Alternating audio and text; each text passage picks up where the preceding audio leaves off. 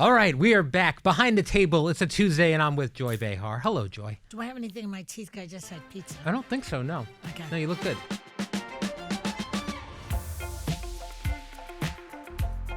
All right. Pizza's a different move for you. Usually it's the popcorn before the podcast, but Well, you know what happens to me? I have low blood sugar, yeah. and so I get a little dizzy if I don't eat something. And a little moody, if you don't mind me saying. I'm hangry. Yes, you get hangry. But it's already past my lunchtime. I get up at 5:30. I understand. By 12 o'clock, I'm starving. No, I understand. That's completely... Although I have a little something in the morning. My husband made me an egg this morning. How was that? He's so good. He is very good. Very good. I don't get... I get no breakfast at home in the morning, but my I've talked about this. My younger daughter, as one of her chores, and she loves this, makes me coffee. So there's coffee waiting for me when I come down the stairs and get ready to go to the train. What are you training her to be a trad wife? I mean, no, I am not. She's definitely, there's nothing trad about my daughter, but she is very excited about making the best cup of coffee possible. So Okay, this is good for her. So, Good. and she gets paid. She gets It's like a little. Juan Valdez. She is. She's got a donkey, the whole thing.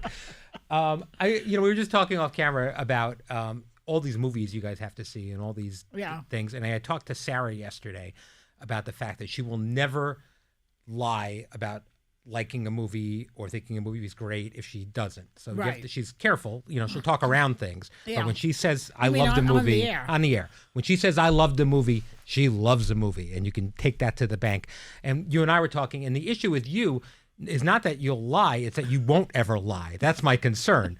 So if you think it's a piece of crap, I'm afraid middle of the interview, you'll be like, it was a little long. No, I wouldn't do that on the air. I'm not. I may be honest, but I'm not stupid. You are very honest. I am, to a fault. To a fault, and to a point. And at a certain point, you don't really care that much about anything. But here's the thing: if you say that I loved one, if she even with Sarah, she says, "Oh, I loved that movie," right? It might upset the other people who come on the show who might know that she said that one time. Now, how come she's not saying it this time? It's a concern. I'm not going to lie. That's why I don't ever say I loved it or I didn't love it. I used to work for the Letterman show, and Dave would. I could always tell whether Dave really liked the movie depending on what aspect of it he picked out. So if he was talking about it's just shot beautifully. It doesn't say anything about the performances. Yeah. I'm like, well, that's like Barbara Walters used to say, like if the baby was not that cute. Yeah, she'd say, "Now that's a baby."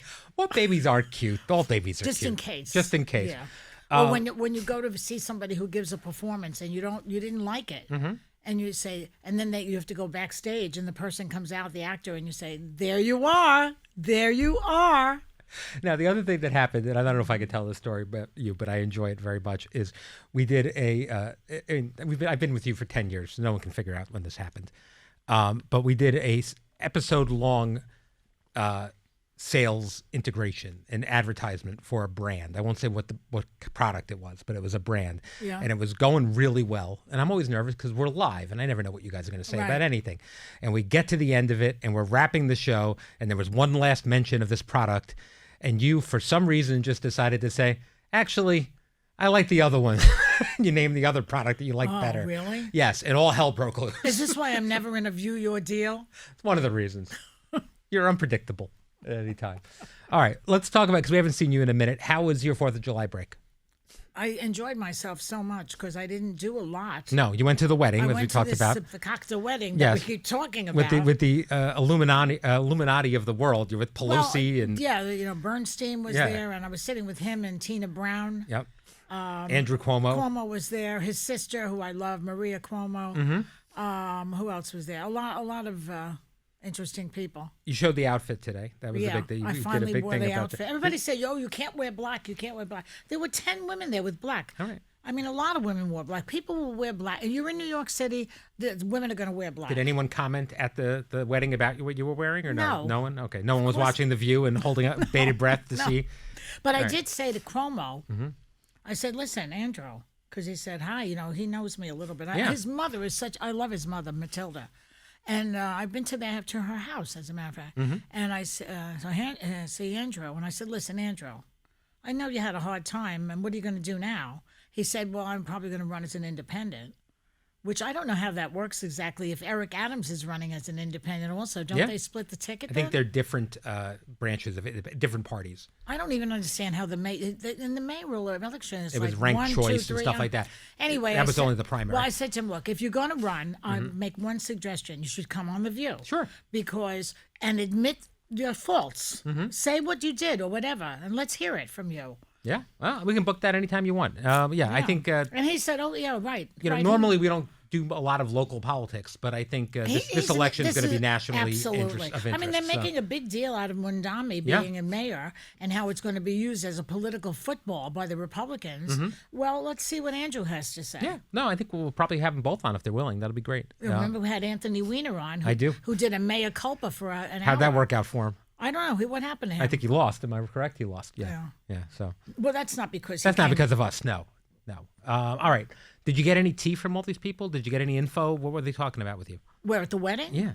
There was a lot of talk, but everybody's worried about the country. Yeah. But these are your people. The groom is a very wealthy guy. They're older, though. I mean, they're 70s. When you go to a big, glamorous wedding like this, do you have any regrets about your own weddings? Do you feel like you should have gone bigger? Because you've always said... No, you want to know something? Yeah. My wedding to Steve was a great wedding. We were at the 21 Club, which is now defunct. Yeah.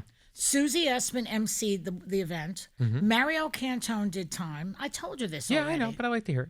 Alan Alda and Steve did the horror together. Oh, that's pretty good. I made up a Is it on video? Do you have videos of this? No, because you know why? Another thing I had was a slideshow of my relationship with Steve, which was very funny. Yeah, and couldn't be seen by other people. No. But here's the thing. My son-in-law was supposed to tape the whole thing. He was enjoying it so much he forgot to tape it. Oh, no. Yes. Brutal. I know.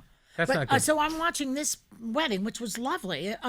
For what it was, I thought to myself, my wedding was so much more entertaining. No, all right. Well, there you go. See, that's a good feeling to feel good about your wedding. Even my first one was more entertaining. Well, so many people say, like, you don't even remember the day. It's just a party. They say on the show. I remember everything. No, it's one of the best days of my life. I love my wedding. There's something so cool about looking out and seeing everyone from your life and being there together. I don't know. I love it. The other thing I did that I like about my vacation this past week was, my grandson's going to school in September, and he's been given this assignment to read 3 books over the summer.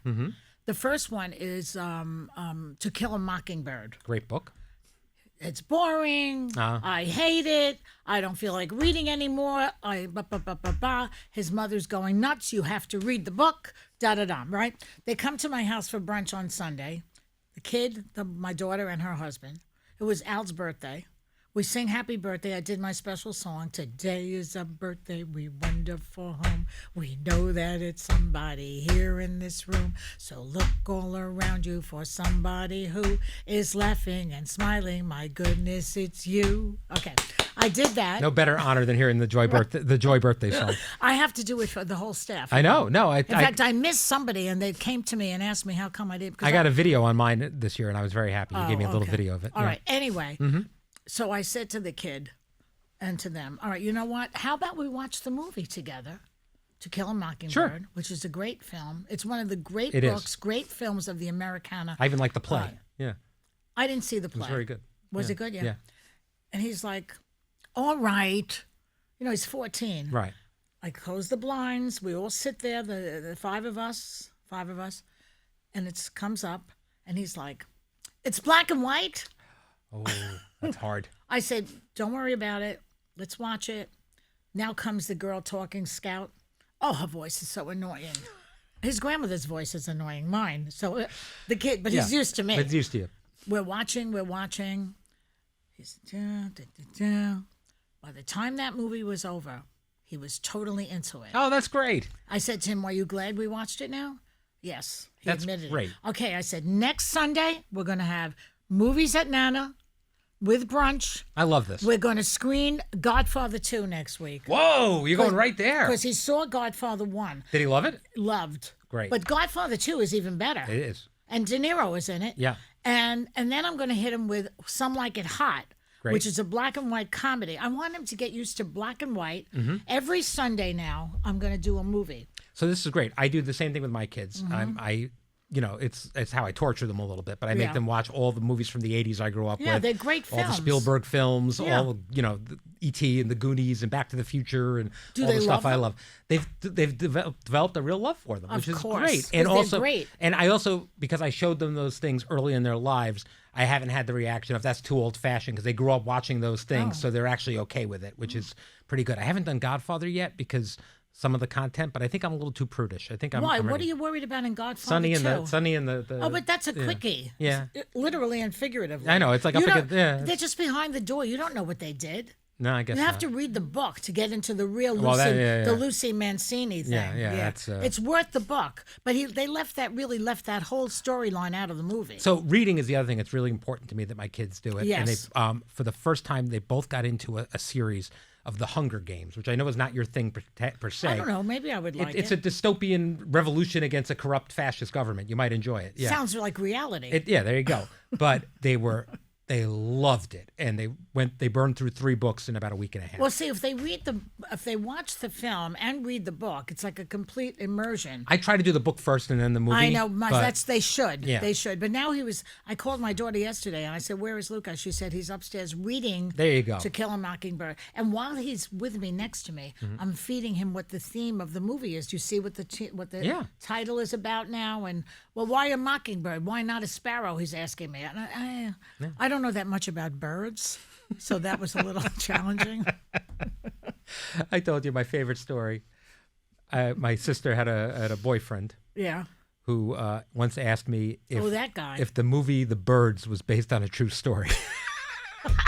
Wait, there was a rumor that Cher thought that that what's it called in North Dakota? Mount Rushmore? Mount Rushmore, was that a natural formation?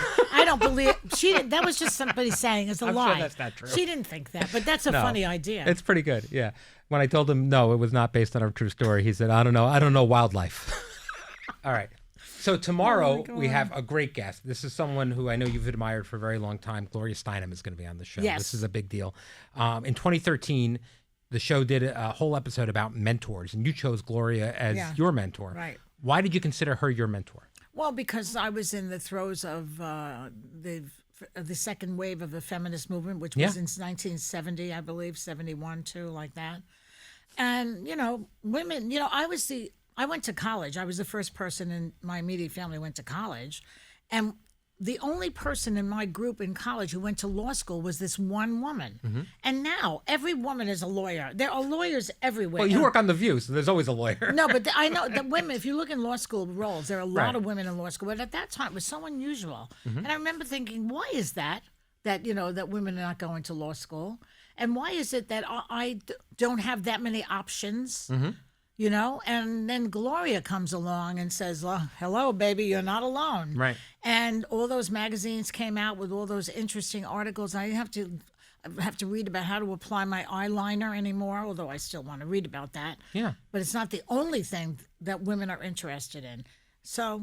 Yeah, I mean, there's a lot of young people who probably don't know what her legacy is, who Gloria is, and what she stood for. Yeah. What would you want young people to understand about that and how revolutionary it was? Well, I think they should understand that there are people in this world who have to do the hard work of changing the world, and she's one of those people. Yeah. She stuck her neck out. She started a magazine. She wrote about it. She spoke about it. She got on a podium.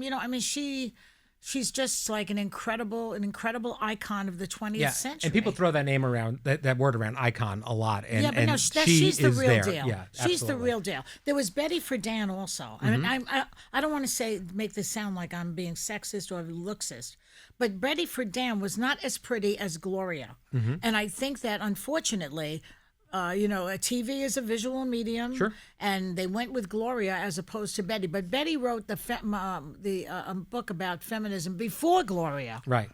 The Feminine Mystique.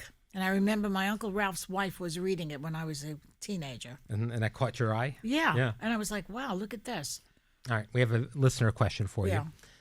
I'm a Bry gal and have since sincerely learned so much from the podcast over the past 2 years. A bri-gal. A bri-gal, yes. Oh, that's a new one. I mean, bri-guy it's an inclusive term, but when someone wants to call themselves a bri-gal, I appreciate it.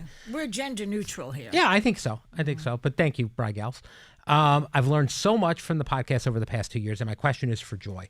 I have navigated many personal losses in the last 5 years, along with the challenges of being a teacher during a challenging time in our nation's history.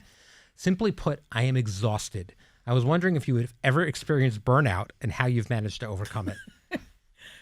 You know, I don't last in a job long enough to experience burnout. Yeah, you've been here for 28 years. But this is different. Yeah. This is almost like I'm experiencing burnout having to talk about Trump. Yes. That's the only part. Otherwise, this job is a ball. Yeah.